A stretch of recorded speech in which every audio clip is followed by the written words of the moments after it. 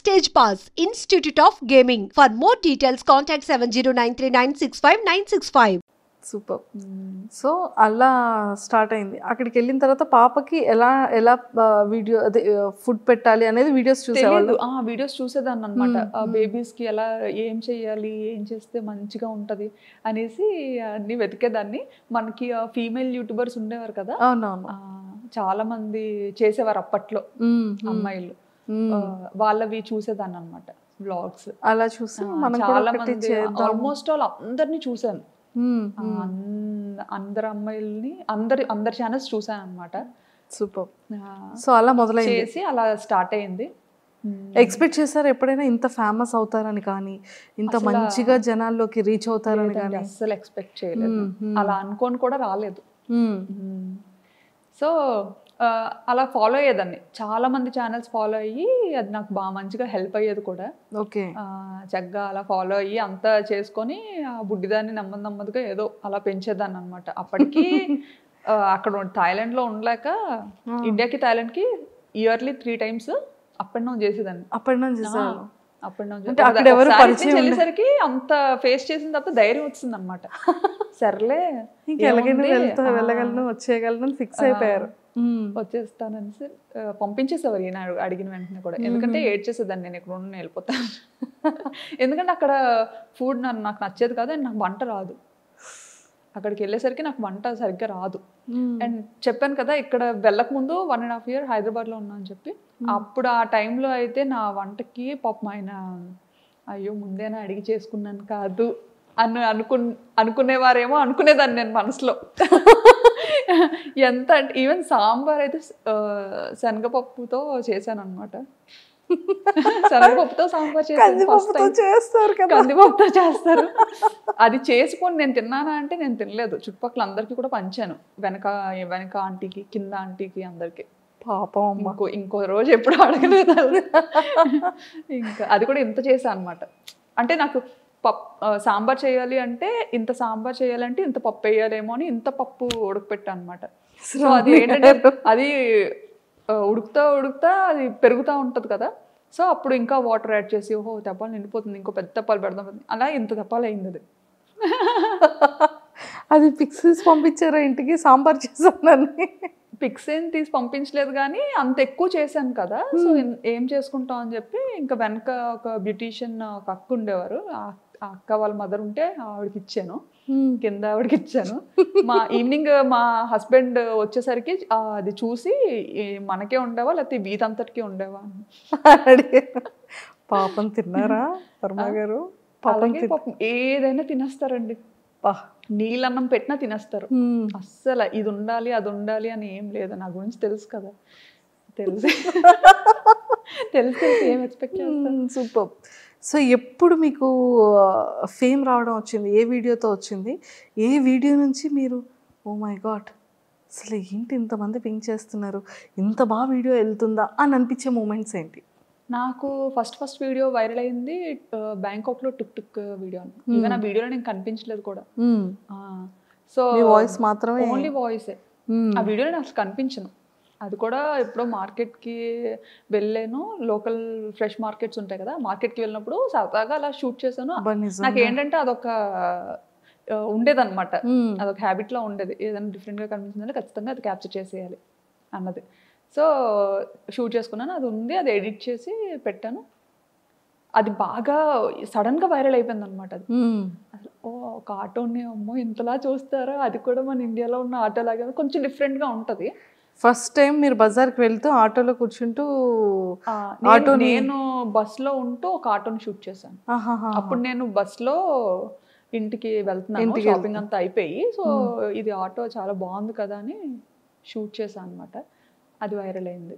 And అలానే మార్కెట్కి వెళ్తూ అక్కడ కూడా ఏంటిది మన ఇండియాలో ఉంటాయి కదా పాములు, ఇది కప్పలు, రకరకాలు అవన్నీ చూసి నాకు అసలు చికెన్ ఫిష్ మామూలుగా అయితే ముక్క లేకపోతే ముద్ద దిగదు నాకు. రెస్టారెంట్ నుండి వచ్చాను కదా, హోటల్లో పిల్లలు, సో ముక్క లేకపోతే ముద్ద దిగదు. సో అక్కడికి వెళ్ళిన తర్వాత నాకు వంట రాదు, ఏం చేయాలో తెలీదు. ఈ మార్కెట్కి వెళ్తే ఏమో ఈ చికెన్ దగ్గరే ఇవి పాములు ఉండేవి, ఫిష్ దగ్గరే కప్పలు ఉండేవి, ఇంకా అన్ని రకాలన్నమాట, ఎలకలు అన్ని. సో అవన్నీ చూసిన తర్వాత ఇవి కూడా తినబుద్ధి వేసేది కదా అసలు. చచ్చిపోతానేమో, అమ్మో 2 కలిపి ఉన్నాం, 2 ఒక దగ్గర కొడతారేమో అని భయం వేసేది చాలా. ఓకే. సో అలా మరి వంట ఎప్పటి నుంచి నేర్చుకోవడం స్టార్ట్ చేశారు? వచ్చేసింది అలాగా, యూట్యూబ్ భయపడ్డాను కాబట్టి ఇంకా ఆటోమేటిక్ గా వచ్చేసింది. చచ్చిపోతాను తినకపోతే, ఇంకా వంట నేర్చుకోకపోతే ఇంకా చచ్చిపోతాను. అండ్ మన పేరెంట్స్ అక్కడికి వచ్చి వండే ఇది లేదు, వీళ్ళు రారు, సరదాకు కూడా రారు. ఎప్పుడైనా వచ్చినా సరే ఎంత బేగ పారిపోద్దామా అని చూస్తారనమాట. వాళ్ళకి పాపం అక్కడ అలవాటు అయిపోయింది కదా, ఇండియా అలవాటు ఇయర్స్ గా. సో టెంపుల్స్ అంటారు అనమాట. వచ్చినా సరే అన్ని టెంపుల్. యాక్చువల్లీ మన ఇండియాలో ప్రతి మంత్ కు ఒక ఇది ఉంటది, శ్రావణ మాసం, కార్తీక మాసం. అవును, బాగా చేస్తారు. అందులోకి మా మమ్మీ వారాలు ఎక్కువ చేస్తారు. నన్ను చేయమంటారు, నేను చేయను. నేను 365 రోజులు తినేస్తాను. ఎప్పుడైనా నేను తినకూడదు అనుకుంటే మానేస్తాను. అంతే రూల్, మన రూల్. అది పెళ్ళైన తర్వాతే అలాగా. పెళ్ళైన తర్వాత అలా స్టార్ట్ అయింది. మా మమ్మీ మామూలుగా తిన్నించేవారు కాదు. ఇక్కడ యూజువల్ గా తినకూడదు కాదు, తినరు కొన్ని డేస్. సో ఆ టైంలో తిన్నించేవారు కాదు. కానీ పెళ్ళైన తర్వాత మాత్రం బ్రేక్ చేశారు అత్తయ్య అన్ని అన్నమాట. మా మమ్మీ ఇంకా చాలా రెస్ట్రిక్టెడ్ గా ఉండేవారు చాలా విషయాల్లో. మా అత్తగారు మాత్రం అన్ని, మమ్మీకి చెప్పదులే అమ్మా, ఇలా ఇలా ఉండు, ఏం కాదులే, మమ్మీ అడిగితే లేదు బాగానే ఉందని చెప్తాను అని బాగా నాకు సపోర్టివ్ గా ఉండేవారు. Super super, excellent. సో ఆ యూట్యూబ్ నుంచి ఫేమ్ అయిన తర్వాత మీరు సడన్గా విజయనగరం వచ్చేటప్పుడు కానివ్వచ్చు, హైదరాబాద్లో దిగేటప్పుడు కానీ ఫస్ట్ మిమ్మల్ని గుర్తుపట్టడం ఎలా మొదలైంది? ఫేమ్ వచ్చిన తర్వాత అంటే ఫస్ట్ ఎయిర్పోర్ట్లో దిగినా కూడా నాకు తెలియదు. హైదరాబాద్లో అనుకుంటాను, హైదరాబాద్లోనే బాగానే అసలు చాలా గుర్తుపట్టారు బాగా. ఎలా అంటే చూసిన 10 మందిలో ఒక 8 మంది ఖచ్చితంగా గుర్తుపట్టారు అనమాట. ఇంకా పిల్లలు అయితే అడగక్కర్లేదు, పిల్లలు ఆల్మోస్ట్ ఆల్ అందరూ గుర్తుపట్టేవారు. ఎక్కువ పిల్లలే చూస్తారంట నా వీడియోస్. నేనేంటంటే యాక్చువల్లీ పెద్దోళ్ళ కోసం స్టార్ట్ చేశాను ఇది. ఎలా అంటే ఒక 40+ 50+ ఉన్న ఏజ్ గ్రూప్స్ ఉంటారు కదా, వాళ్ళ గురించి స్టార్ట్ చేశాను అనమాట. ఎలా నాకేంటంటే నాకు కొంచెం అమ్మమ్మలతోని, నాన్నమ్మలతోని, వాళ్ళతోని కనెక్షన్ ఎక్కువ. చిన్నప్పటి నుంచి కూడా తమ్ముడు మమ్మీ వాళ్ళ దగ్గర ఉంటే నేను నాన్నమ్మ దగ్గర పెరిగాను. మన ఏరియా సైడ్ కొంచెం అలా ఉంటుంది కదా, సో నేను ఎక్కువ నాన్నమ్మతో. అలాగా నాకు అమ్మమ్మ నాన్నమ్మ అంటే చాలా పిచ్చి ప్రేమ, వాళ్ళ మాటలు, వాళ్ళ దగ్గర ఉండడం నాకు అది బాగా అలవాటు. సో మన యాస అనేది మనకి బాగా అలా కనెక్ట్ అయింది నాకు బాగా. సో మీరు ఎప్పుడైనా అనుకున్నారా అంటే స్లాంగ్ ఎలా ఉంటుందో, బయటికి ఎలా రిసీవ్ చేసుకుంటారో? అలా స్టైలిష్ తింగర్ బుచ్చి అని చెప్పాను కదా, అందులో మాత్రం ఇంకా నటించి జీవించి పడేసేదాన్ని అనమాట. అంటే నేనంటే నేను కాదన్నట్టు. అంటే ఎలా అంటే, హలో హాయ్ బాగున్నారా, ఎవరో నేనెవరు, స్టైలిష్ తింగర్ బుచ్చి అని, ఎలా ఉన్నారు మీరు అంటే మనం తెలియని ఎవరైనా మనకు కొత్తగా పరిచయం అయ్యారు అనుకోండి, ఇప్పుడు మనం డైరెక్ట్గా యాస మాట్లాడలేము వాళ్ళతో. ఎందుకంటే తెలంగాణ వాళ్ళకి ఆంధ్ర అర్థం కాకపోవచ్చు, ఆంధ్ర పీపుల్కి తెలంగాణ యాస అర్థం కాకపోవచ్చు కొన్ని వర్డ్స్ కానీ ఏదైనా. సో వెరీ బేసిక్ యాక్సెంట్ ఉంటుంది కదా, దాంతో స్లాంగ్తో మాట్లాడారు. ఆ ఛానల్లో అలా మాట్లాడాను అనమాట.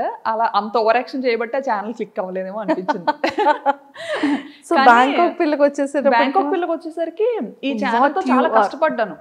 యాక్చువల్లీ స్టైలిష్ తింగర్ బుచ్చితో చాలా కష్టపడ్డాను అనమాట. ఎందుకంటే ఆ వీడియోస్ పెట్టేవి పబ్లిక్ చేసేదాన్ని, పబ్లిక్ లో పెట్టేదాన్ని అనమాట. అప్పుడు అయ్యో ఎవరు చూడట్లేదు, పబ్లిక్ లో పెట్టినా వదినేమో అందరు చూస్తారని చెప్పారు. కానీ ఎవరు చూడట్లేదు. కానీ ఎడిటింగ్ కి దానికి చాలా యూజువల్గా మనం చేసే అంతకు ముందు అన్నీ ఏంటంటే మ్యూజిక్ తో చేసేదాన్ని కదా. సో ఇదేంటంటే మ్యూజిక్ లేకుండా చేసేదాన్ని అనమాట. అంటే మ్యూజిక్ తో అయితే కాపీరైట్స్ వచ్చేవి, మానిటైజేషన్ అవ్వదని చెప్పి చేసేదాన్ని. సో అంత చాలా కష్టపడ్డాను దానికి, అది క్లిక్ అవ్వలేదు, ఇంకా ఆపేసాను అనమాట. ఆపేసి అప్పుడు ఏంటంటే బాబుకి దెబ్బ తగిలింది మా ఇషాన్కి. వాడేంటంటే నేను పాపని రెడీ చేస్తున్న టైంలో సోఫాలో కూర్చొని పాపకి జడేస్తున్న టైంలో చాలా చిన్నగా ఉండేవాడు అనమాట. కోవిడ్ టైము, కోవిడ్ వల్ల తగిలేసిందని అనుకోవచ్చు. ఇంకా ఎలా అంటే మామూలుగా పిల్లలతో ఉండేటప్పుడు మాకు అలవాటు ఏంటంటే ఇంటి పట్టున ఉండడం అలవాట్లేదు. నా దగ్గర నాకు ఒక అంతటా కాలు ఆడవు, ఓ దగ్గర కూర్చోవడం అంటే నా పని కాదు. సో పిల్లలతో పాటే ఎప్పుడు ప్లే గ్రౌండ్లో ఉండేవాళ్ళం. మా కమ్యూనిటీలో ఒక ప్రైవేట్ ప్లే ఏరియా ఉండేది. సో 24 గంటలు అక్కడే ఉండేవాళ్ళం అనమాట. ఓన్లీ తినడానికి పడుకోవడానికి ఇంటికి వచ్చేవాళ్ళం. సో అక్కడే ఉండేవాళ్ళం, చాలా బాగుండేది. అలా ఆడించుకోండి. బాబుకి ఆట అలవాటు అయిపోయింది బాగా. పాప ఏంటంటే ఉంటే ఆడుతుంది, లేదంటే కామ్గా ఉంటుంది. ఆడపిల్ల ఎలా ఉండాలో అలా ఉంటుంది. కానీ బాబు అలా కాదు, ఆటకు బాగా అలవాటు అయిపోయాడు అనమాట. ప్లే ఏరియాలో జంపింగ్ కానీ చాలా యాక్టివిటీస్ చేస్తూ అలవాటు అయిపోయాడు అప్పటి వరకు. సో ఆ కోవిడ్ టైంలో ఏంటంటే ఇంకా సడన్గా రెస్ట్రిక్షన్స్ రావడం, ఇంకా పార్క్ని కొంచెం క్లోజ్ చేయడం, అసలు కూర్చోడానికి కూడా ఏం లేకపోవడం, అసలు కిందకి అలో చేసేవారు కాదనమాట. వాడికి ఏంటంటే ఆట అలవాటు అయిపోయి ఇంట్లో ఆడుకోవడానికి అవ్వక, మగపిల్లలు అంటే ఆబ్వియస్లీ అన్నీ ఎక్కి జంప్ చేయడం అలాంటివన్నీ చేస్తుంటారు కదా. సో పాపకి నేను రెడీ చేస్తున్న టైంలో నా సోఫా వెనక నుంచి పైకి వెళ్ళి సోఫా పై నుంచి కిందకి దూకాడు. పక్కన కార్నర్లో వైఫై టేబుల్ ఒకటి ఉంటుంది అనమాట, కార్నర్ టేబుల్. అది షార్ప్గా ఉండేది, చిన్న రౌండ్ టేబులే. అసలు ఆ టేబుల్ తగులుతుందని కూడా ఎవరో అనుకోం. అక్కడి నుంచి పైన స్లిప్ అయిపోయాడో తెలియదు. అంటే నా బ్యాక్ సైడ్ ఉన్నాడు కదా, వాడు స్లిప్ అయిపోయాడో తెలియదు, అలా పడిపోయాడో తెలీదు. పడిపోగానే ఇంకా ముక్కు ఇలా కట్ అయిపోయింది అనమాట. ఇలా కట్ అయిపోయి ఇంక ఇలా ఇలా వచ్చింది ముందుకి. అమ్మో.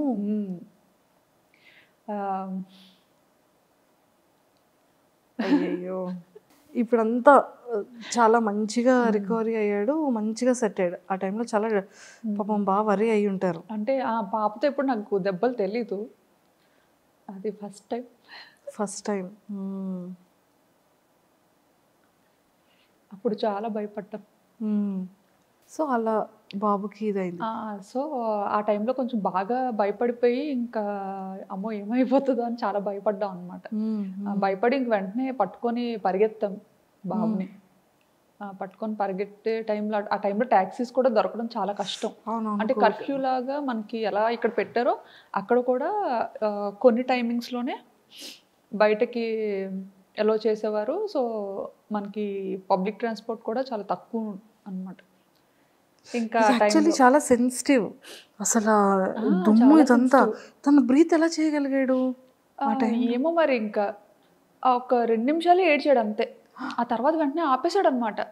మరి అదంతా ఏమైందో ఏమో తెలియదు కానీ ఇంకా బ్లడ్ మాత్రం అసలు ఆగలేదు, ఫుల్ బ్లీడ్ అవుతుంది. ఇంకా భుజం మీద వేసుకొని ఇంకా ఆయనకు కూడా గూగుల్ ఇంటర్వ్యూ అవుతుందన్నమాట. ఇంకా మధ్యలోనే ఆపేసి వచ్చేసారనమాట పరిగెత్తుకొని. ఇంకా వెళ్ళాం, పాపను మాత్రం ఇంట్లో వదిలేసి వెళ్ళిపోయాం అనమాట. ఫస్ట్ టైం పాపను ఒక్కదాన్ని అలా ఇంట్లో వదిలేయడం. అంటే బయట అసలు ఎలా ఉంటుంది ఏంటి, కోవిడ్ కదా బాగా ఎక్కువ ఉండేది. సో పాపకు మళ్ళీ ఏమైనా ఇన్ఫెక్ట్ అవుతుందేమో అని భయం. సో అలా ఎత్తుకొని రోడ్డు మీద పరిగెడుతుంటుంటే ట్యాక్సీ కోసం, అంటే ఈ లోపు ఏమవుతుందా నా టెన్షన్తో ఇంకా పరిగెడుతూనే ఉన్నాం ఎక్కడ ఆగకుండా. పరిగెడుతుంటుంటే ఒక పాకిస్తానీస్ కమ్యూనిటీలో పాకిస్తానీస్ వైఫ్ అండ్ హస్బెండ్ అప్పుడే బయలుదేరుతున్నారు అనమాట వాళ్ళ కార్లో. వాళ్ళు ఇంకా బాబుని చూసి మేము ఏడుస్తూ పరిగెత్తడం చూసి వెంటనే ఆగి, వాళ్ళు ఏ పని మీద వెళ్తున్నారో తెలియదు కానీ వెంటనే కార్ ఎక్కించుకొని ఇంకా హాస్పిటల్కి తీసుకెళ్ళి ఇంకా చాలా హెల్ప్ చేశారు. ఇంకా 2 చేతులతో దండం పెట్టి ఇచ్చారు. ఎంత చేసినా ఇంకా నేను అది మర్చిపోను. వాళ్ళు మాత్రం చాలా మంచి ఫ్రెండ్స్. సో వెంటనే బాబుని ఇంకా తీసుకొచ్చేసారా? స్ట్రిచెస్ ఇవన్నీ అయిన తర్వాత వెంటనే తీసుకొచ్చేసారు. మళ్ళీ అక్కడ హాస్పిటల్లో ఉండడానికి అయ్యి ఉండదు? లేదు, వెంటనే పంపించలేదు. హాస్పిటల్కి తీసుకెళ్ళాము, అక్కడ కొంచెం లేట్ చేశారనమాట. ఎందుకంటే ఎమర్జెన్సీ వార్డులో పెట్టి కోవిడ్ టెస్ట్లు 3కి చేసి అప్పుడు ఎలో చేసి బాబుని ఆ నైట్ అయితే ఇంకా ఉండిపోవాలి అని చెప్తే అక్కడే ఇంకా హాస్పిటల్లో స్టూడియో రూమ్ తీసుకొని బాబుతో పాటు నేను ఉంటే ఈయన పాప దగ్గరికి వెళ్ళి ఉన్నారనమాట. నెక్స్ట్ డే మార్నింగ్ ఎర్లీగా స్టార్ట్ చేశారు ట్రీట్మెంట్. అప్పటి వరకు అలానే ఉన్నాడు? అప్పటి వరకు అంటే అది మంచిగా ఇచ్చేసారనమాట. బ్లీడ్ అవ్వకుండా అంతా చిన్న ఏజ్ లో బాగానే పెయిన్ ని బేర్ చేశాడండి. అసలు ఆ టైంలో మనకి ఆ సెలైన్ పెడుతుంటారు కదా, రూమ్ లో ఉన్నప్పుడు పెట్టారనమాట. పెట్టినప్పుడు కూడా అప్పుడైనా ఉండేవాడు కాదు, ఇంకా ఫుల్గా రూమ్లో తిరిగేయడం ఆడేయడం, అసలు ఎలా పట్టుకొని ఉండాలి అసలు ఇది ఇక్కడ బ్లీడింగ్ ఆపడానికి అని చెప్పి పెట్టారు. ఇంకా అది లాగేసుకుంటూ ఉండేవాడు. చిన్నోడేమో పాపం. ఒక 1.5 year ఉంటుందేమో అప్పుడు. అంతే అంతే బాబా. అప్పుడు కూడా చాలా చుక్కలు చూసాం, కానీ పేరెంట్స్కి ఎవ్వరికి చెప్పలేదు. అత్తయ్య మాయకి చెప్పలేదు, మమ్మీ డాడీకి చెప్పలేదు. ఎందుకంటే ఫ్లైట్స్ లేవు, ఇండియా వెళ్ళిపోవడానికి ఫ్లైట్ లేదు, డైరెక్ట్ ఫ్లైట్. వాళ్ళు రావడానికి సోర్స్, వాళ్ళు రావడానికి ఇది లేదు. మెయిన్ అప్పుడు ఏంటంటే అదే టైంలో మావయ్య చనిపోయారు అనమాట. అయ్యో. ఆ డిప్రెషన్లో కొంచెం అప్పటికి బాగా డిస్టర్బ్ అయి ఉన్నాం ఇద్దరం. ఆ టైంలో ఫ్లైట్స్ లేకపోవడం, అప్పటికప్పుడు చూడడానికి కూడా అవ్వలేదు, ఇండియా వెళ్ళడం అవ్వలేదు. చూసారా, లైఫ్ అనేది అంత సింపుల్ కాదు. అదే ఈ అప్ అండ్ డౌన్స్ చాలా చూసారు మీరు. అవును, చాలా చూసాం కదా. అందరికీ బ్యాంకాక్ పిల్ల అనగానే తిని ఇంత యాక్టివ్గా ఉంటారు, ఇంత బాగా వ్లాగ్స్ చేస్తారు, ఇంత బ్యూటిఫుల్గా రెడీ అవుతారు అనేది. కానీ మీ లైఫ్లో ఎన్ని అప్ అండ్ డౌన్స్ ఉన్నాయో ఇప్పుడు మాకు తెలుస్తుంది. నేను చూపించడం కూడా ఏంటంటే నా వీడియోస్ ద్వారా కొంచెం చూసే వాళ్ళు హ్యాపీగా ఫీల్ అవ్వాలి, ఎవరు సాడ్ అవ్వద్దు అన్న సిచ్యువేషన్స్ మాత్రం నా మంచి మెమరీస్ని క్యాప్చర్ చేసుకొని నా లైఫ్ స్టైల్ బాగున్నది మంచిగా చూపిస్తాను అనమాట. చాలా ఉంటాయి, అందరికీ ఉండేవే ఉంటాయి, బాధలు కూడా ఉంటాయి, కాకపోతే అవన్నీ ఏం చూపించుకో. ఓకే, సో అలా వచ్చింది.